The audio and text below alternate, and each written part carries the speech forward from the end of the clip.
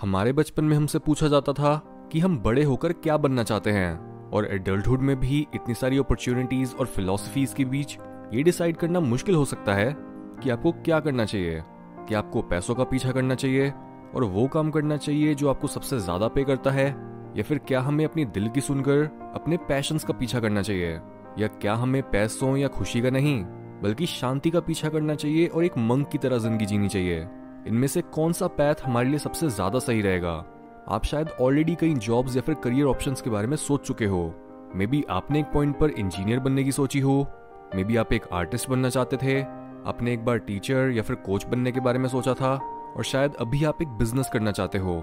Notice करो कि कैसे इन सारे कामों के ही एकदम अलग रास्ते हैं, और आपको एकदम अलग तरह का स्किल सेट और पढ़ाई चाहिए होगी इन सब कामों को करने के लिए।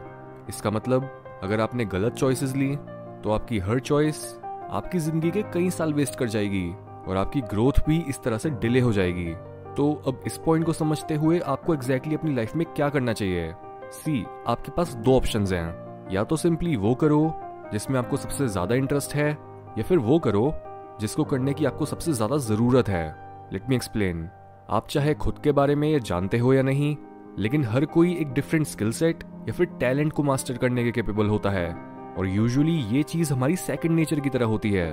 कई लोगों की उंगलियां पियानो को छूते ही एक मीठी धुन बनाने लगती हैं, कई लोग नेचुरल लीडर्स होते हैं, कई लोग कंपैशनेट होने की वजह से हेल्थ केयर सेक्टर में बहुत अच्छा परफॉर्म करते हैं, और कई लोग नेचुरली अच्छे टीचर्स बनते हैं। ये टैलेंट या फिर स्किल आपके चाइल्डहुड और जीन से इन्फ्लुएंस होता है।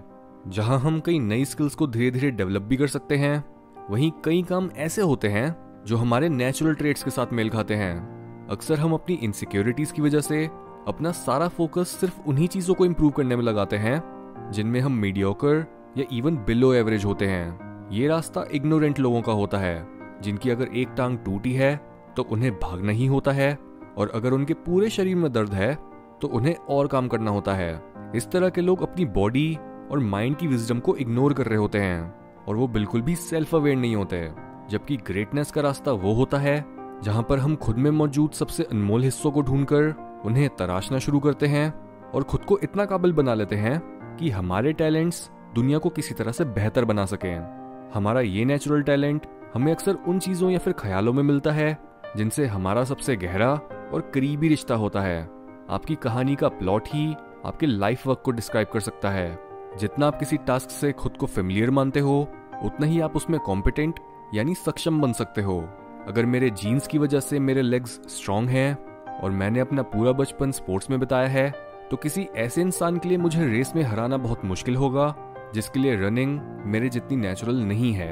या फिर अगर मेरी स्ट्रेंथ शुरू से कॉम्प्लेक्स टॉपिक्स को सिंपल वर्ड्स में समझाना रही है, तो बाकी टीचर्स और गुरुज के बीच मेरी बातें सुनने वालों को ज्यादा अच्छे और गहराई से समझ आएंगी। इसके ऊपर से ये काम मेरे लिए बहुत ही जॉयफुल होगा, और मैं इस केस में खुद को उन लिमिट्स तक भी पुश कर पाऊंगा जहां तक एक नॉर्मल इंसान जो बस काम करने और पेट भरने के लिए काम करता है वो कभी नहीं पहुंच पाएगा। जब आप अपना फेवरेट काम कर रहे होते हो या फिर अपनी स्ट्रेंथ्स को प्रैक्टिस कर रहे होते हो, तब इस काम के थ्रू आप उन लोगों को मिल पाते हो जिनके अंदर भी वही आग जल रही होती है जो आप में है। ऐसे लोगों के बीच काम करते हुए ही हमें ये एहसास हो पाता है कि कैसे हमारे काम ने हमारे लिए एक नया परिवार और सपोर्ट सिस्टम बना दिया है, ताकि हमें अपने अल्टीमेट गोल्स तक पहुंचने में आसानी हो। ये सब सिर्फ तभी पॉसिबल हो पाता है जब आप एक ऐसा काम करते हो जिसमें आप अच्छे हो, जिससे आप प्यार करते हो, जिसकी दुनिया में जरूरत है, और जिससे आपकी फाइनेंशियल नीड्स भी पूरी हो सकती हैं।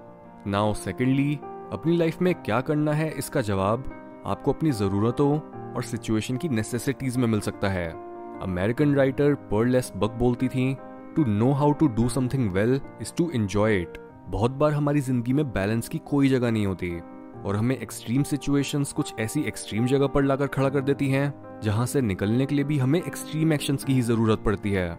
लेट्स से अगर आपके घर में आपके फादर को कोई हेल्थ इशू आ जाता है, या फिर एकदम से किसी वजह से सारी रिस्पॉन्सिबिलिटी आपके कंधों पर आ जाती है, तो आपके पास इस सिचुएशन में ये ऑप्शन नहीं होगा कि आप अपने इंटरेस्ट्स को फॉलो करो, क्योंकि ये तरीका आपकी इमीडिएट नीड्स को सेटिस्फाई नहीं करता।